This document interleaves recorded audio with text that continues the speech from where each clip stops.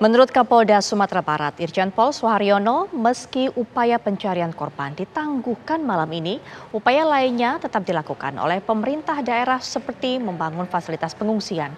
Banjir bandang yang juga disertai dengan banjir lahar hujan di Bukit Tinggi terjadi akibat hujan deras tanpa henti sejak sore kemarin. Dapat diinformasikan bahwa akibat dari hujan deras yang terus-menerus mulai kemarin sore sampai tadi malam dan bahkan sampai sore hari ini di wilayah Sumatera Barat pada umumnya dan pada khususnya di wilayah Bukit Tinggi, Padang Panjang, dan Tanah Datar. Jadi tiga wilayah inilah yang berdampak atas ekses hujan deras dan akibat dari tanah longsor, kemudian banjir bandang, dan diantaranya terinformasi ada banjir dari kawah lahar dingin ya, itu di wilayah kota Bukit Tinggi. Ada 18 jiwa yang meninggal dunia untuk Bukit Tinggi, untuk Padang Panjang ada 9 jiwa, dan untuk Tanah Datar 6 jiwa. Keseluruhan sampai sore hari ini terdata di kami ada 33 jiwa. Untuk sementara yang luka berat ada 26 orang, luka ringan ada 20 orang, dan ada 22 orang yang masih belum diketemukan. Kami masih melakukan pencarian dengan optimal terhadap 22 orang yang hilang, yaitu di jalur-jalur dan aliran-aliran sungai sampai ke muara sungai. Kemudian juga kerusakan material, rumah ada 231 rumah, masjid ada 6, 13 musola, dan juga 14 jembatan. Sementara kerusakan-kerusakan yang lain ada warung 21 unit, kendaraan roda 4 3 unit, roda 2 4 unit, dan roda 25 unit.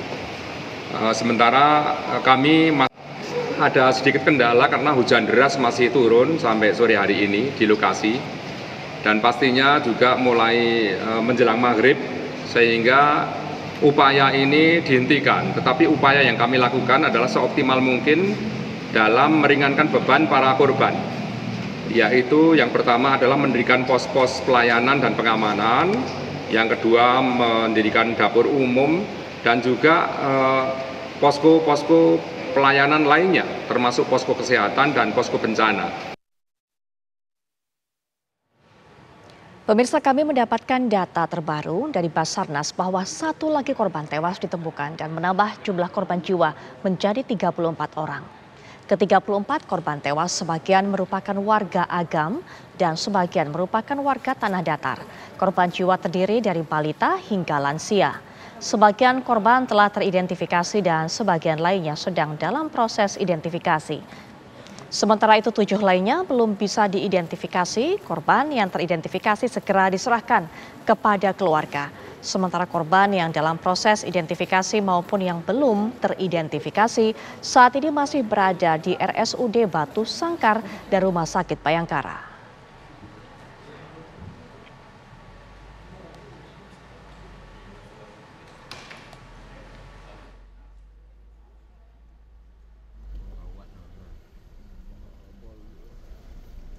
Kayu apa risiko cina, nak macam bayangan.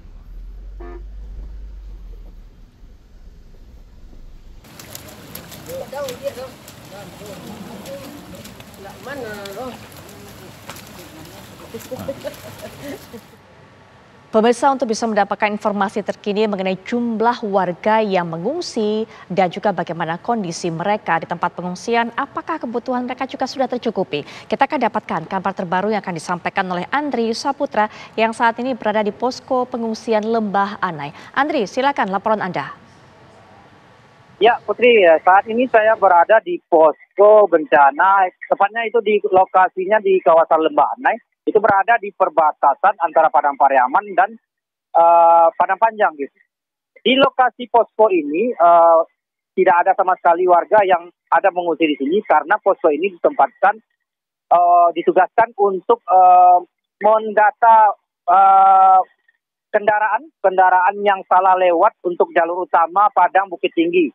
Dan kendaraan ini akan nantinya diinformasikan dari pihak polisi untuk kembali putar arah balik menuju lokasi-lokasi jalan-jalan alternatif, begitu, Putri.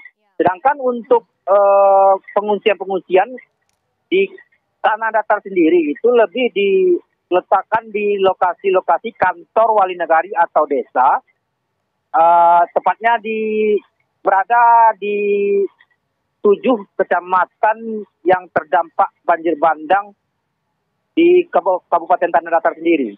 Dan informasi terbaru saat ini sedang berlangsung konferensi pers Bupati Tanah Datar bersama rekan-rekan wartawan untuk update informasi terbaru. Begitu, Putri. Baik, Andri, tadi Anda katakan bahwa posko di sana ini berfungsi sebagai tempat untuk mendata kendaraan-kendaraan yang memang lewat di sana dan juga memberikan keterangan kepada mereka harus lewat jalur alternatif mana. Mungkin Anda bisa sampaikan, bisa ceritakan sejauh ini ada berapa kendaraan, seberapa banyak kendaraan yang tidak mendapatkan informasi sehingga melewati posko tersebut dan jalur alternatif apa kemudian yang ditawarkan atau menjadi solusi.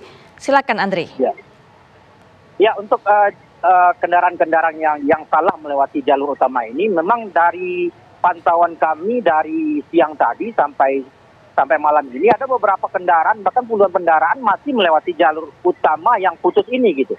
Jadi pihak kepolisian dari Padang Pariaman maupun Satlantas maupun Dirlantas dari Polda Sumbar itu mengarahkan jalur alternatif itu melalui via Sitinjau Lawi Solo dan Kelo 44 Kabupaten Agam, juga via Malala juga bisa dilewati, namun itu hanya dilewati oleh kendaraan roda 2. Namun informasi terbaru tadi jam 8 tadi bahwasanya jalur Sitinjau Lawi Kabupaten Solo itu juga terjadi longsor di sana. Situasi terbaru saat ini pihak BPBD ataupun tim SAR, pihak kepolisian masih melakukan untuk membersihkan material longsor di sana gitu. Gitu, Putri. Kapan tanah longsor tersebut terjadi? Informasi terbaru yang tadi Anda dapatkan, Andri. Informasi yang saya dapatkan di kawasan Sitinjau Lawi itu bahwasannya pada pukul 5 tadi kondisi hujan yang cukup deras mengakibatkan di kawasan perbatasan Padang dengan Kabupaten Solo itu melalui karena terlibat longsor gitu, Putri. Baik, bagaimana? Apakah Anda juga dapatkan informasi mengenai warga yang ada di sana ataupun tinggal di sana? Untuk warga yang di sekitaran di Sitinjau Lawi saya belum dapatkan informasi. Namun di longsor di Sitinjau Lawi itu kabarnya ada 2 kendaraan yang terjun masuk jurang karena terkena material longsor. Begitu, Putri. Baik, upaya evakuasi apakah kemudian mendapatkan hambatan ataupun kesulitan, Andri, sejauh ini? Sejauh ini untuk kendaraan alat-alat berat di kawasan Lembah Anai sendiri yang jalur utama ini tadi sudah sampai juga beberapa kendaraan alat berat untuk membersihkan material longsor di kawasan Lembah Anai. Namun untuk di kawasan Sitinjau Lawi sejauh ini saya belum mendapatkan kabar bahwasanya alat berat sudah ke sana atau belum gitu, Putri. Baik, hingga malam hari ini bagaimana cuaca di sana? Apakah hujan masih terus turun dengan intensitas tinggi atau seperti apa, Andre? Ya, tepat di belakang saya hujan sekarang cukup deras di kawasan Padang Pariaman, sangat lebat dan juga disertai petir begitu, Putri. Andri, ada tempat-tempat khusus yang Anda ceritakan tadi sebagai tempat untuk menampung warga yang mengungsi. Sejauh ini apakah tempat-tempat tersebut cukup? Ya, kebanyakan warga di Tanah Datar sendiri itu lebih pergi ke tempat lokasi-lokasi family-familinya, pihak-pihak teman-teman keluarga lain gitu, yang tidak jauh di arah lokasi longsor tersebut gitu. Namun ada beberapa warga pemerintahan setempat, pemerintahan nagari atau desa juga menstandbykan lokasi di kantor desa tersebut untuk menjadi tempat lokasi pengungsian gitu. Di sana juga didirikan beberapa tenda-tenda pengungsian gitu. Sedangkan lokasi tenda utama, istilahnya posko utama di Tanah Datar itu berada di Kota Batu Sangkar. Begitu, Putri. Ya, untuk bantuan-bantuan yang diberikan kepada warga sejauh ini bagaimana, Andri?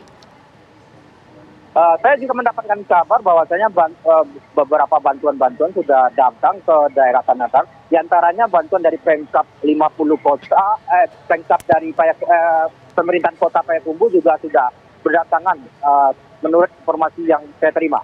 Begitu, Putri. Baik, untuk terjaminnya kebutuhan makanan atau kebutuhan pangan juga kepada warga, mungkin karena ada yang tidak pergi ke rumah saudaranya memilih untuk mengungsi. Bagaimana? Ya. Ya, untuk kebutuhan tersebut, jadi pihak Polda Sumbar sendiri sudah mendirikan beberapa titik lokasi dapur umum di kawasan Tanah Datar, seperti di kawasan Rembatan juga, di kawasan Padasike, juga di kawasan Kabupaten Agam sendiri. Begitu, Putri. Baik, untuk kebutuhannya juga masak itu termasuk juga di dapur umum tersebut. Apakah cukup mencukupi hingga saat ini, Andri? Untuk laporan sampai saat ini warga untuk kebutuhan masih mencukupi, namun mungkin beberapa hari ke depan warga masih membutuhkan bantuan yang cukup lebih lagi. Begitu, Putri. Apa sebenarnya barang-barang yang dibutuhkan oleh warga hingga saat ini? Mungkin yang dibutuhkan secara darurat atau mungkin barang-barang yang belum disampai ataupun juga belum diberikan oleh pemerintah setempat?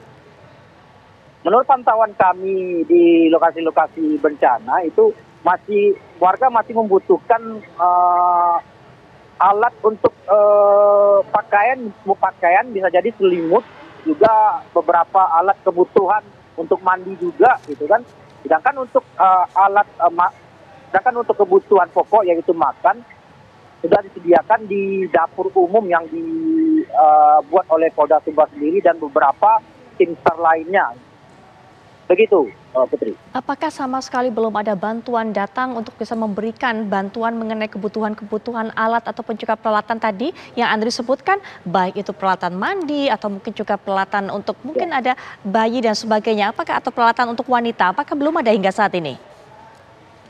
Sampai sejauh ini kami pun belum mendapatkan kabar titik lokasi mana yang sudah sampai bantuan yang mengenai kebutuhan alat mandi, selimut dan sebagainya itu.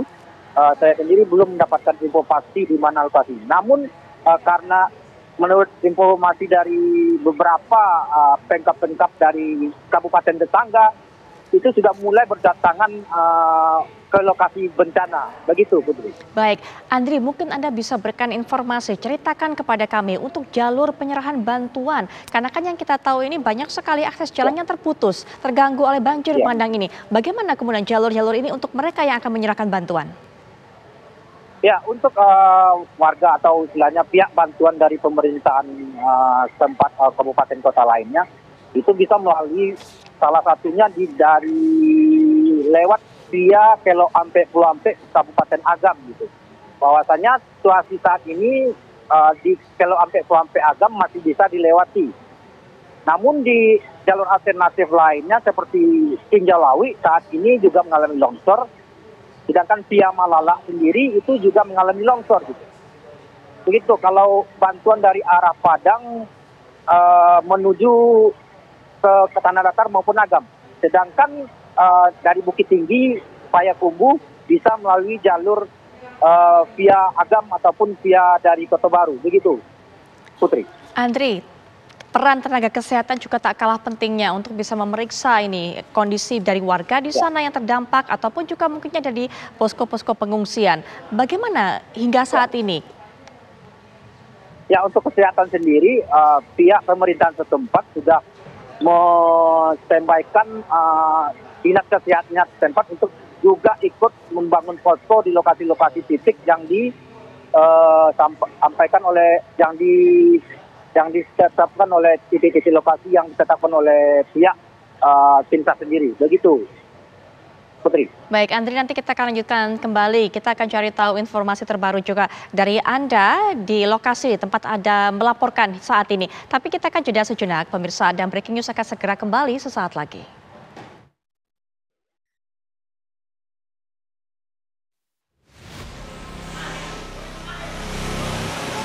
Jalan-jalan.